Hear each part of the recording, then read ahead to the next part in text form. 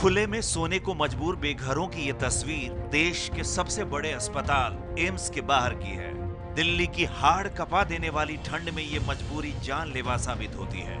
लेकिन ये लोग जाएं तो जाएं कहां? एबीपी न्यूज आज आपको दिखाता है दिल्ली सरकार की आंकड़ेबाजी, अधूरे इंतजाम और रैन बसेरों का रियलिटी चेक।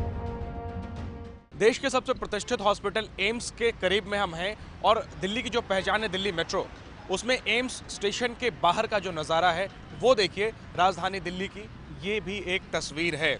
बाहर में इस तरीके से बेघर लोग खुले में सोने को मजबूर हैं। ये वो लोग हैं, इनमें से ज़्यादातर वो लोग हैं जिनके रिश्तेदार का इलाज एम्स में चल रहा है।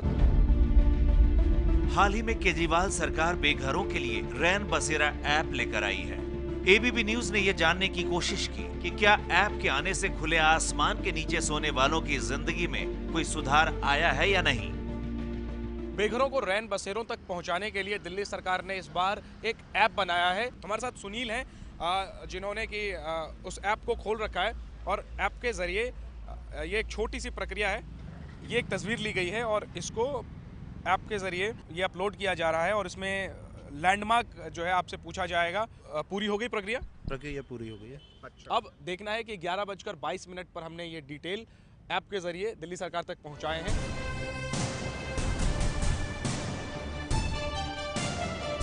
रैन बसेरा ऐप पर बेघरों की सूचना डालने के आधे घंटे के अंदर रेस्क्यू टीम पहुंची है। कहां ले जाएंगे? सर यहाँ पास में नाइट शेल्टर है, वहाँ पे हम लोग इनको लेके जाएंगे।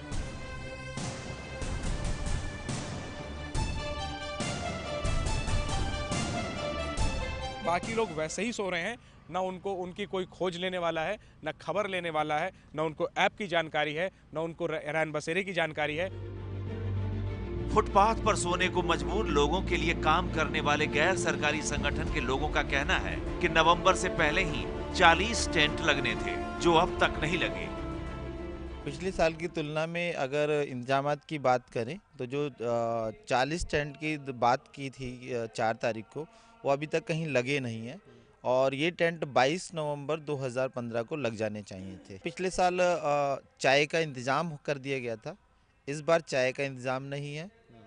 तीसरा, जो बेसिक बुनियादी सुविधाएं हैं, कंबल ठीक है, पर जो अभी टॉयलेट की सबसे ज़्यादा समस्या है। दिल्ली सरकार के मुताबिक दिल्ली में करीब 17,000 बेघर हैं। इनके लिए दिल्ली में फिलहाल 198 रैन बसेरे हैं, जिसमें 84 स्थायी हैं, जबकि 111 पोर्टा केबिन और एक टेंट के बने हैं। सरकारी आंकड़ों के मुताबिक इन रैन बसेरों की क्षमता 16,338 है, लेकिन सरकारी आंकड़ों के मुताबिक ही इन बसेरों में 9 दिसंबर को कुल 7,303 लोग सोने आए, यानी क्षमता के लिहाज से रैन बसेरों में 9,035 लोगों के लिए जगह खाली थी। सवाल उठता है कि जब रैन बसेरों में सोने के लिए पर्याप्त जगह है, तो फिर एम्स सहित तमाम जगहों पर क्यों खुले में सो रहे हैं लोग? बेघरों के लिए काम करने वाले सामाजिक कार्यकर्ता सरकारी आंकड़ों पर सवाल उठा रहे हैं। उनके मुताबिक दिल्ली में करीब 2 लाख लोग बेघर हैं और सरकारी इंतजाम ऊंट के मुंह में जीरे के बराबर भी नहीं है। और रैन बसेरे में ज़रूरी ये नहीं होता कि हम कितने बनाएं, ज़रूरी ये होता है कहाँ बनाएं, ज़रूरी ये होता है कैसे बनाएं, ज़रूरी ये होता है उनको कैसे चलाएं। हमने इस बात पे फोकस किया है। अब रैन बसेरा तो मेरे पास रोहिणी में है, वहाँ 500 की कैपेसिटी है, लेकिन 100 से ज़्यादा बेघर नहीं है, खाली पड़ा है। जो स्कीम है national urban livelihood mission scheme, shelter for urban homeless की बात करें, उसके मानदंड के हिसाब से दिल्ली के अंदर खाली 5,000 लोगों से ज़्यादा लोग इन शेल्टरों के अंदर नहीं आ सकते, और चाहे कितना भी कर लीजिए 5,000 से ज़्यादा लोग नहीं सो सकते। आइए अब हम आपको दिल्ली के अलग अलग रैन बसेरों की सच्चाई का पता लगाने के लिए लेकर चलते हैं।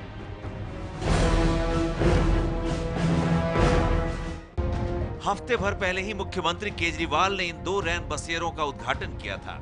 इनमें से एक मरीजों के लिए बनाया गया है। इसकी हकीकत आपके सामने है।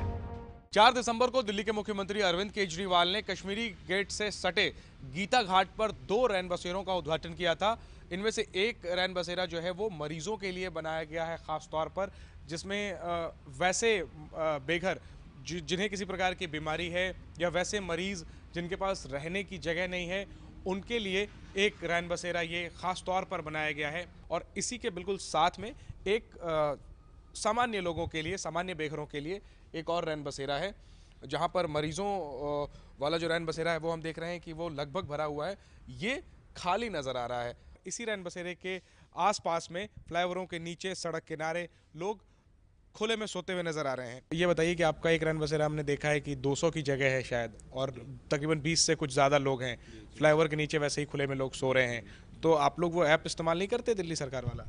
जी, ऐप इस्तेमाल हो रहा है, उससे उसके माध्यम से सूचना भी आई है, जा रहे हैं हम लोग। पटरी के इस तरफ से काफ़ी लोग आज आए हैं। अभी थोड़ा नया भी है और कुछ लोग हैं जो कि नहीं आना चाह रहे, पता नहीं, कह रहे हैं शेल्टरों में चिल्लर हो जाते हैं, जबकि उन्हें समझा रहे हैं कि अभी तो नया है, यहाँ की नई व्यवस्था है, तो अभी ऐसा कुछ नहीं है। प्रयास कर रहे हैं सर, बहुत जल्दी उम्मीद है कि भर देंगे। यहाँ पोर्टा केबिन से बने 4 रैन बसेरे हैं। पोर्टा केबिन लोहे का बना होता है। इसे खास तरह से तैयार किया जाता है जिससे इसमें रहने वाले लोगों को खराब मौसम से बचाया जा सके। काले खां के पास एक पोर्टा केबिन में मौजूद हैं। ये एक बड़ा रैन बसेरा है, तकरीबन 100 लोग इस वक्त इसमें सो रहे हैं। यहाँ पर इंतज़ाम की अगर हम बात करें तो स्थिति बेहतर नज़र आ रही है। गंदगी बहुत कम है, इसके अलावा बदबू महसूस नहीं हो रही। ठंडक भी बहुत कम है और एक एक कंबल हर व्यक्ति के ऊपर हमें नज़र आ रहा है और लोग बिल्कुल तसल्ली से सो रहे हैं। 3 छोटे छोटे बसेरों के ठीक बाहर लोग खुले में जानवरों के साथ सोते दिखे। एक रैन बसेरे के अंदर सफाई नहीं थी। दरवाजा खुलते ही बदबू से दम घुटने लगा। अंदर कुत्ते भी दिखे। दूसरा बसेरा अंदर से बंद था और खटखटाने के बाद भी नहीं खुला। तीसरा स्टोर के तौर पर इस्तेमाल हो रहा था। हालांकि रैन बसेरा के पास पानी, शौचालय और रोशनी का अच्छा इंतजाम नजर आया। सराय काले खां बस अड्डे के पास बेघरों के लिए 3 पोर्टा केबिन बने हैं, लेकिन पोर्टा केबिन के बाहर की तस्वीर आप देखिए। पोर्टा केबिन के ठीक बाहर में एक व्यक्ति खुले में सोया हुआ हमें नज़र आ रहा था और हमारे आने के बाद इसकी नींद टूटी है। ठीक बगल में देखिए आप, 2 और लोग यहाँ पर लेटे हुए हैं और स्थिति देखिए आप, 2 कुत्ते भी साथ में आपको यहाँ पर नज़र आएंगे और ये स्थिति है। अंदर पोर्टा केबिन का जो दरवाज़ा है वो बंद है। पिछले साल यहाँ टेंट का बसेरा बनाया गया था। यहाँ क्षमता से अधिक लोग सो रहे थे। दिल्ली में एक रैन बसेरा टेंट में चलता है। ये एम्स के पास स्थित है। पिछले साल इसे बनाया गया था टेम्पररी बेसिस पर, लेकिन अब ये 1 साल से यहाँ पर परमानेंट ही नज़र आ रहा है। अहम बात यह है कि ठंड में तो बचाव ठंड से थोड़ी हो जाती है, लेकिन बारिश के वक्त में ये किसी काम नहीं आता। यहाँ जो हमें एक ख़तरनाक स्थिति दिख रही है वो ये कि इसकी जो क्षमता है उससे कहीं ज़्यादा लोग इसके अंदर फिलहाल नज़र आ रहे हैं। निजामुद्दीन, यहाँ बच्चों के लिए बने शेल्टर के दरवाजे आधी रात में भी खुले थे। अंदर टीवी चल रहा था और कुत्ते अंदर बाहर आ जा रहे थे। इन सब से बेफिक्र शेल्टर इंचार्ज खर्राटे भर रहा था। निजामुद्दीन में नीला गुंबद इलाके में 2 रैन बसेरे हैं पोर्टा केबिन के तौर पर, एक महिलाओं के लिए, एक बच्चों के लिए। बच्चों का जो पोर्टा केबिन है वहाँ पर हम पहुँचे हैं रात के तकरीबन 1:30 बजे। टीवी चल रहा है, बच्चे सो रहे हैं और ये आप केयर टेकर हैं जो हम लोगों की आवाज़ के बाद ये नमस्ते कर रहे हैं। तो आप ये तसल्ली से सो रहे हैं, बेचारे बच्चे आपके भरोसे सो रहे हैं, तो कुत्ता वगैरह आ जा रहा है? नहीं सर, आ गए हैं, ऐसे ही वो पला हुआ है। अच्छा जी सर, मेरे साथ रहते हैं वो। अच्छा, तो आपके साथ ही सो भी जाता है? नहीं, सोते नहीं है सर। आप मिलाकर के इंतज़ाम के नाम पे यही है कि एक पोर्टा केबिन बना दिया गया है। पहले से ही ये पोर्टा केबिन बना हुआ है और बाकी जो है वो सारी चीज़ें अस्त व्यस्त हैं।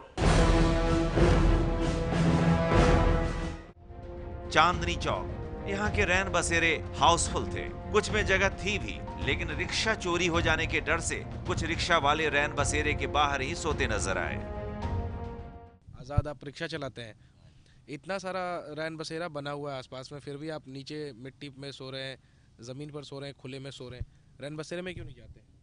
जी हम बड़े हैं जी, हमें नहीं सुनाते, बोलते छोटे बच्चे सो सकते हैं। नहीं, तो यहाँ तो छोटे बच्चों के लिए, लेकिन पास में ही बड़े लोगों के लिए भी है, वहाँ क्यों नहीं जाते? जी हम रिक्शा चलाते हैं, अब रिक्शा हमारे वहाँ खड़ा नहीं होने देते ना, अच्छा, तो इसलिए हम सोचते बाहर ही लगा के बाहर ही सो जा। तो नींद आती है बाहर तो ठंड लगती होगी, कंबल भी आपको बाहर नहीं मिलता होगा? हाँ जी लगती तो है, फिर भी क्या करें। अभी भैया लोग भी नहीं लेके आए कंबल बांटने के लिए। तो कुछ इस तरीके की स्थिति बेघरों की है दिल्ली में कि यहाँ पर हालांकि आसपास में कुछ रैन बसेरे हैं, लेकिन जाहिर सी बात है ज़्यादातर लोगों को उन रैन बसेरों के बारे में पता नहीं है और जो लोग रैन बसेरों में जा रहे हैं वहाँ पर जाहिर सी बात है कि पर्याप्त जगह नहीं है, नहीं तो कोई यूं ही खुले में नहीं सोता।